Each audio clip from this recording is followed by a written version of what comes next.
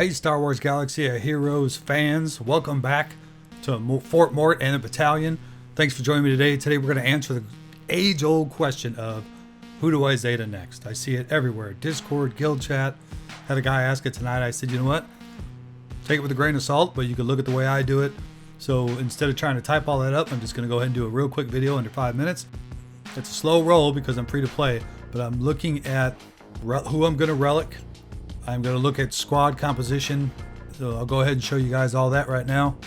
So starting out here, I'm looking at KRU, Bosk, Bindo, Chewbacca, and Old Daka for relics. And the reasons, there's another tip that I do that. Again, you guys can do this or not, it's up to you. But I want every one of my teams to have a relic. I know a lot of you go in and do all your relics on your arena. I'm not competing for arena. I'm so far into the shard, I'd have to spend money to get there to make it worth the crystal bunch. I'm not doing it. I'm gonna have relics on one character on each one. Bindo, Annie, KRU, already got one there. Chewbacca, Bosk. Don't discount Bosk. Bosk has got the greatest ship in the game, possibly. He's one of the ones I'm considering for the Zeta as well, because a 2-star and a 1-star Zeta on his ship, huge difference. And then skipping these Empire for now. I'll probably end up doing Dark Bestia, to be honest, and then GG, and then Daka. So those are my goals for right now. So that's the first place I'm going to look. Who am I missing that I plan on relic? Right now, Daka and Bosk are those two. The other team that I'm working on currently, because I need a counter to DR and a few other teams, is my GG team. I just got him to relic, so I need to put a Zeta on B2. So those are a couple of ways that I look at it from that standpoint.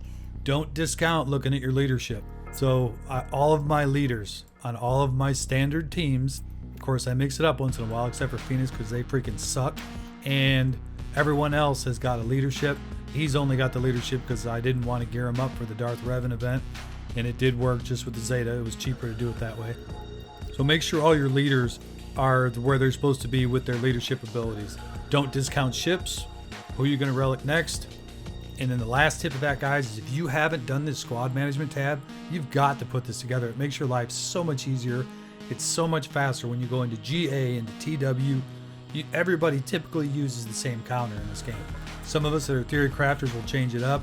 Like today, I took out Mace and put Nest in there on JKR to take out a much higher Padme team, and it worked. And there are some Reddit pages and videos out there about who the best Zetas are. If you guys have a question about who should I Zeta between these three people, I'd be more than happy to help answer that question for you. But again, I don't see your squads like you see them. When I pull up your squad, this is all I see. I can't see your squad management, so I'd have to spend a long time sifting through trying to figure out, and then I don't know who you play. So you're going to have to answer that question for yourself. Hopefully this method will help you sift through that. Who are you going to relic? What do my squads look like?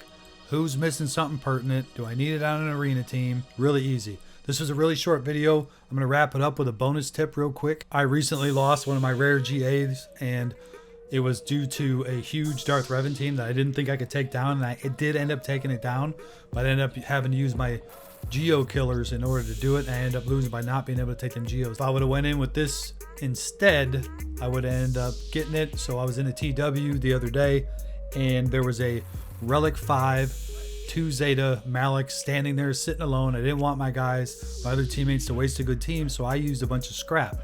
I used ST Han, Shore Trooper, because he's got a great heal, Kanan, Chopper, and Nihilus, and as you can see, none of them are really high.